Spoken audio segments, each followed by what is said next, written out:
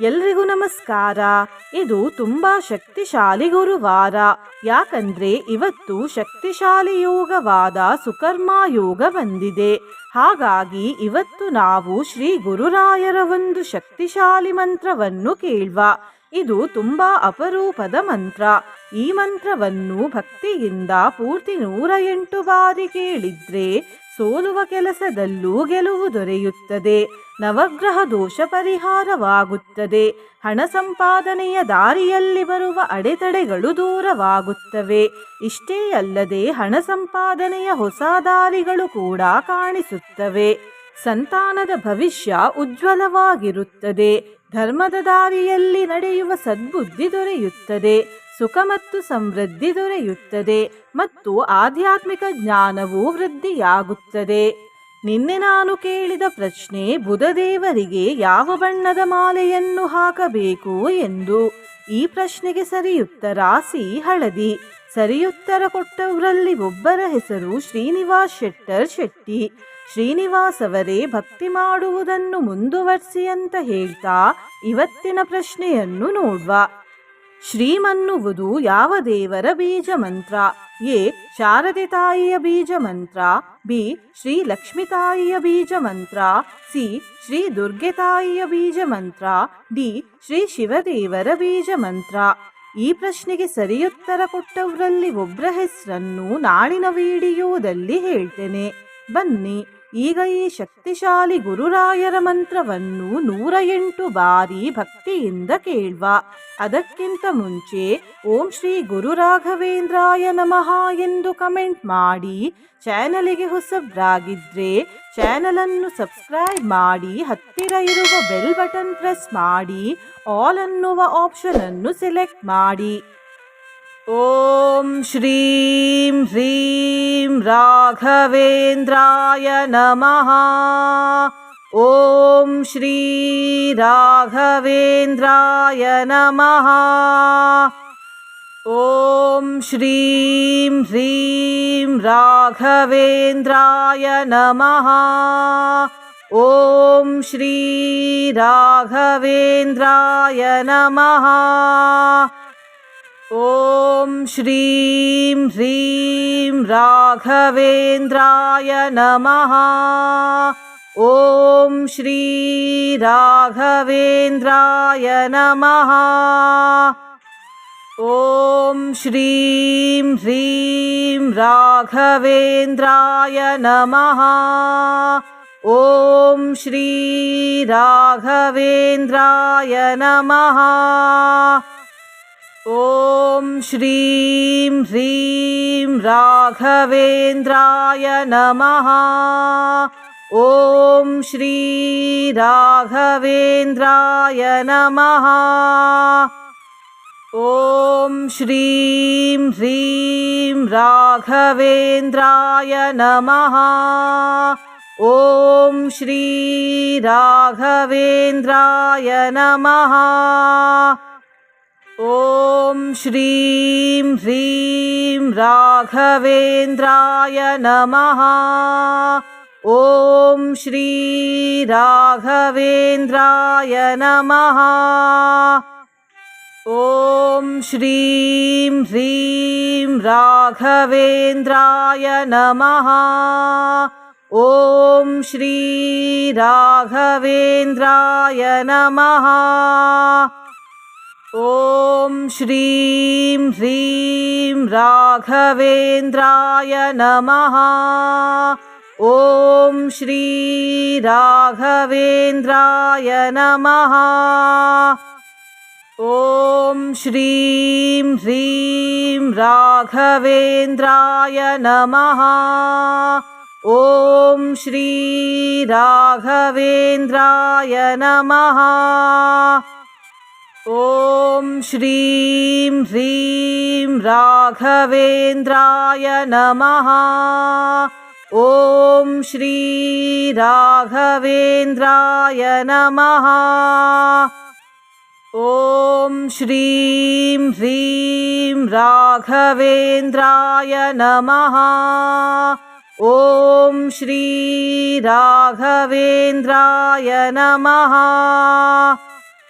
ॐ श्रीं ह्रीं राघवेन्द्राय नमः। ॐ श्री राघवेन्द्राय नमः। ॐ श्रीं ह्रीं राघवेन्द्राय नमः। ॐ श्री राघवेन्द्राय नमः। ॐ श्रीं ह्रीं राघवेन्द्राय नमः। ॐ श्री राघवेन्द्राय नमः। ॐ श्रीं ह्रीं राघवेन्द्राय नमः। ॐ श्री राघवेन्द्राय नमः। ॐ श्रीं ह्रीं राघवेन्द्राय नमः। ॐ श्री राघवेन्द्राय नमः। ॐ श्रीं ह्रीं राघवेन्द्राय नमः। ॐ श्री राघवेन्द्राय नमः। ॐ श्रीं ह्रीं राघवेन्द्राय नमः। ॐ श्री राघवेन्द्राय नमः। ॐ श्रीं ह्रीं राघवेन्द्राय नमः। ॐ श्री राघवेन्द्राय नमः। ॐ श्रीं ह्रीं राघवेन्द्राय नमः। ॐ श्री राघवेन्द्राय नमः। ॐ श्रीं ह्रीं राघवेन्द्राय नमः। ॐ श्री राघवेन्द्राय नमः। ॐ श्रीं ह्रीं राघवेन्द्राय नमः। ॐ श्री राघवेन्द्राय नमः। ॐ श्रीं ह्रीं राघवेन्द्राय नमः। ॐ श्री राघवेन्द्राय नमः। ॐ श्रीं ह्रीं राघवेन्द्राय नमः। ॐ श्री राघवेन्द्राय नमः। ॐ श्रीं ह्रीं राघवेन्द्राय नमः। ॐ श्री राघवेन्द्राय नमः। ॐ श्रीं ह्रीं राघवेन्द्राय नमः। ॐ श्री राघवेन्द्राय नमः। ॐ श्रीं ह्रीं राघवेन्द्राय नमः। ॐ श्री राघवेन्द्राय नमः। ॐ श्रीं ह्रीं राघवेन्द्राय नमः। ॐ श्री राघवेन्द्राय नमः। ॐ श्रीं ह्रीं राघवेन्द्राय नमः। ॐ श्री राघवेन्द्राय नमः। ॐ श्रीं ह्रीं राघवेन्द्राय नमः। ॐ श्री राघवेन्द्राय नमः। ॐ श्रीं ह्रीं राघवेन्द्राय नमः। ॐ श्री राघवेन्द्राय नमः। ॐ श्रीं ह्रीं राघवेन्द्राय नमः। ॐ श्री राघवेन्द्राय नमः। ॐ श्रीं ह्रीं राघवेन्द्राय नमः। ॐ श्री राघवेन्द्राय नमः। ॐ श्रीं ह्रीं राघवेन्द्राय नमः। ॐ श्री राघवेन्द्राय नमः। ॐ श्रीं ह्रीं राघवेन्द्राय नमः। ॐ श्री राघवेन्द्राय नमः। ॐ श्रीं ह्रीं राघवेन्द्राय नमः। ॐ श्री राघवेन्द्राय नमः। ॐ श्रीं ह्रीं राघवेन्द्राय नमः। ॐ श्री राघवेन्द्राय नमः। ॐ श्रीं ह्रीं राघवेन्द्राय नमः। ॐ श्री राघवेन्द्राय नमः। ॐ श्रीं ह्रीं राघवेन्द्राय नमः। ॐ श्री राघवेन्द्राय नमः। ॐ श्रीं ह्रीं राघवेन्द्राय नमः। ॐ श्री राघवेन्द्राय नमः। ॐ श्रीं ह्रीं राघवेन्द्राय नमः। ॐ श्री राघवेन्द्राय नमः। ॐ श्रीं ह्रीं राघवेन्द्राय नमः। ॐ श्री राघवेन्द्राय नमः। ॐ श्रीं ह्रीं राघवेन्द्राय नमः। ॐ श्री राघवेन्द्राय नमः। ॐ श्रीं ह्रीं राघवेन्द्राय नमः। ॐ श्री राघवेन्द्राय नमः। ॐ श्रीं ह्रीं राघवेन्द्राय नमः। ॐ श्री राघवेन्द्राय नमः। ॐ श्रीं ह्रीं राघवेन्द्राय नमः। ॐ श्री राघवेन्द्राय नमः। ॐ श्रीं ह्रीं राघवेन्द्राय नमः। ॐ श्री राघवेन्द्राय नमः। ॐ श्रीं ह्रीं राघवेन्द्राय नमः। ॐ श्री राघवेन्द्राय नमः। ॐ श्रीं ह्रीं राघवेन्द्राय नमः। ॐ श्री राघवेन्द्राय नमः। ॐ श्रीं ह्रीं राघवेन्द्राय नमः। ॐ श्री राघवेन्द्राय नमः।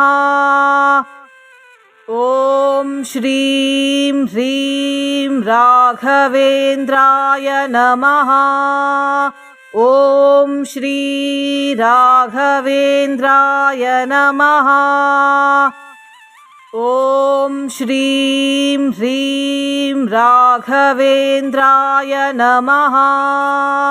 ॐ श्री राघवेन्द्राय नमः। ॐ श्रीं ह्रीं राघवेन्द्राय नमः। ॐ श्री राघवेन्द्राय नमः। ॐ श्रीं ह्रीं राघवेन्द्राय नमः। ॐ श्री राघवेन्द्राय नमः। ॐ श्रीं ह्रीं राघवेन्द्राय नमः। ॐ श्री राघवेन्द्राय नमः। ॐ श्रीं ह्रीं राघवेन्द्राय नमः। ॐ श्री राघवेन्द्राय नमः। ॐ श्रीं ह्रीं राघवेन्द्राय नमः। ॐ श्री राघवेन्द्राय नमः। ॐ श्रीं ह्रीं राघवेन्द्राय नमः। ॐ श्री राघवेन्द्राय नमः। ॐ श्रीं ह्रीं राघवेन्द्राय नमः। ॐ श्री राघवेन्द्राय नमः। ॐ श्रीं ह्रीं राघवेन्द्राय नमः।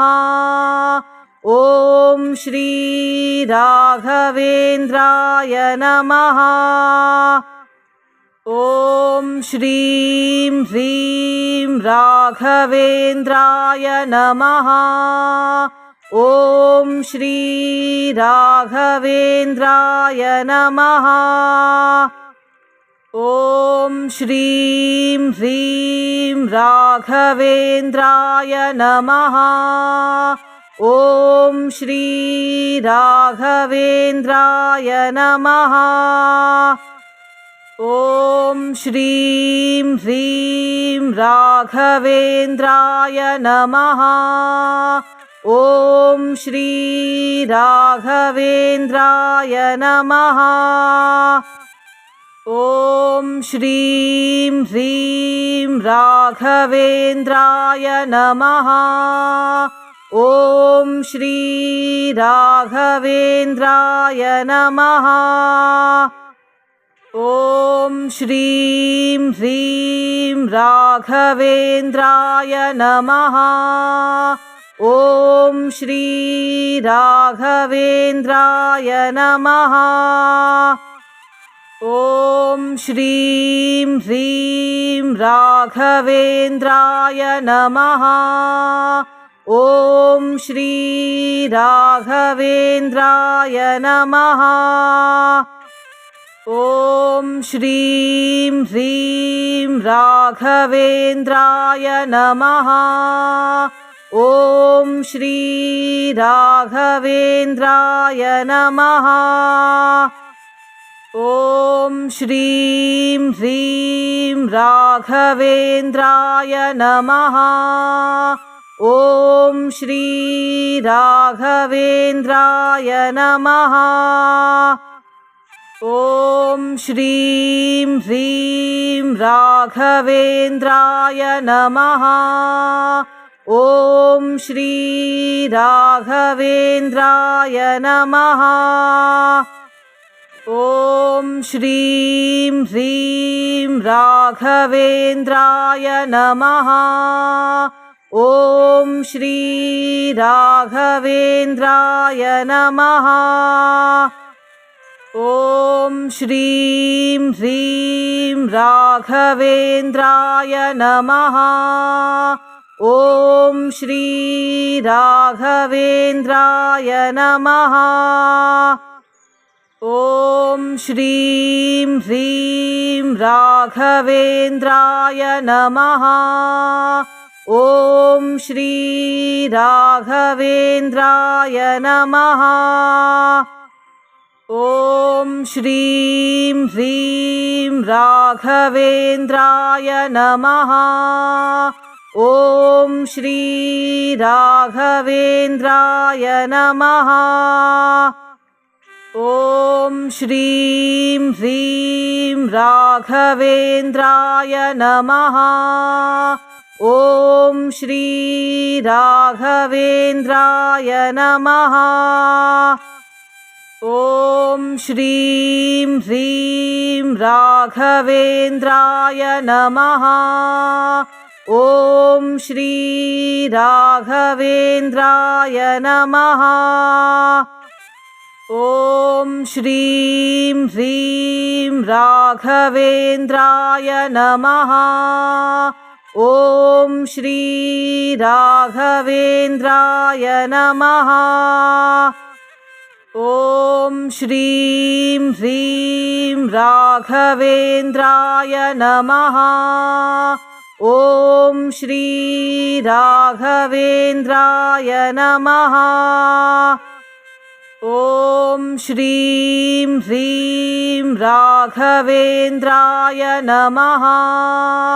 ॐ श्री राघवेन्द्राय नमः। ॐ श्रीं ह्रीं राघवेन्द्राय नमः। ॐ श्री राघवेन्द्राय नमः। ॐ श्रीं ह्रीं राघवेन्द्राय नमः। ॐ श्री राघवेन्द्राय नमः। ॐ श्रीं ह्रीं राघवेन्द्राय नमः। ॐ श्री राघवेन्द्राय नमः। ॐ श्रीं ह्रीं राघवेन्द्राय नमः। ॐ श्री राघवेन्द्राय नमः। ॐ श्रीं ह्रीं राघवेन्द्राय नमः। ॐ श्री राघवेन्द्राय नमः। ॐ श्रीं ह्रीं राघवेन्द्राय नमः। ॐ श्री राघवेन्द्राय नमः। ॐ श्रीं ह्रीं राघवेन्द्राय नमः। ॐ श्री राघवेन्द्राय नमः। ॐ श्रीं ह्रीं राघवेन्द्राय नमः। ॐ श्री राघवेन्द्राय नमः। ॐ श्रीं ह्रीं राघवेन्द्राय नमः। ॐ श्री राघवेन्द्राय नमः। ॐ श्रीं ह्रीं राघवेन्द्राय नमः। ॐ श्री राघवेन्द्राय नमः। ॐ श्रीं ह्रीं राघवेन्द्राय नमः। ॐ श्री राघवेन्द्राय नमः। ॐ श्रीं ह्रीं राघवेन्द्राय नमः। ॐ श्री राघवेन्द्राय नमः। ॐ श्रीं ह्रीं राघवेन्द्राय नमः। ॐ श्री राघवेन्द्राय नमः। ॐ श्रीं ह्रीं राघवेन्द्राय नमः। ॐ श्री राघवेन्द्राय नमः। ॐ श्रीं ह्रीं राघवेन्द्राय नमः। ॐ श्री राघवेन्द्राय नमः। ॐ श्रीं ह्रीं राघवेन्द्राय नमः। ॐ श्री राघवेन्द्राय नमः। ॐ श्रीं ह्रीं राघवेन्द्राय नमः। ॐ श्री राघवेन्द्राय नमः।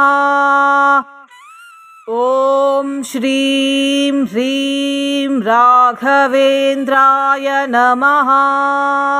ॐ श्री राघवेन्द्राय नमः। ॐ श्रीं ह्रीं राघवेन्द्राय नमः।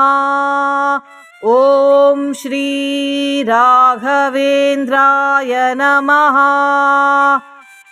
ॐ श्रीं ह्रीं राघवेन्द्राय नमः।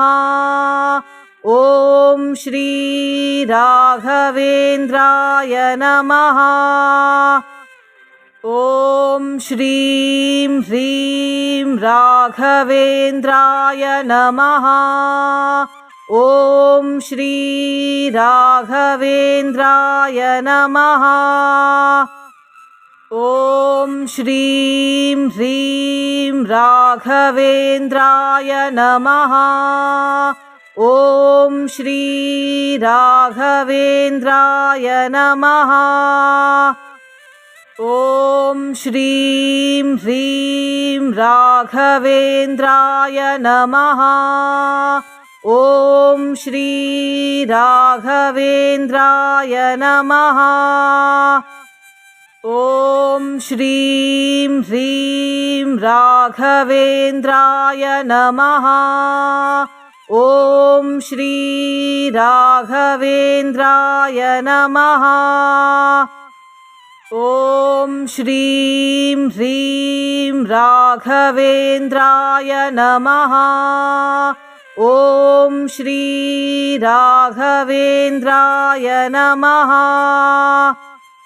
ॐ श्रीं ह्रीं राघवेन्द्राय नमः। ॐ श्री राघवेन्द्राय नमः। ॐ श्रीं ह्रीं राघवेन्द्राय नमः। ॐ श्री राघवेन्द्राय नमः। ॐ श्रीं ह्रीं राघवेन्द्राय नमः। ॐ श्री राघवेन्द्राय नमः। ॐ श्रीं ह्रीं राघवेन्द्राय नमः। ॐ श्री राघवेन्द्राय नमः।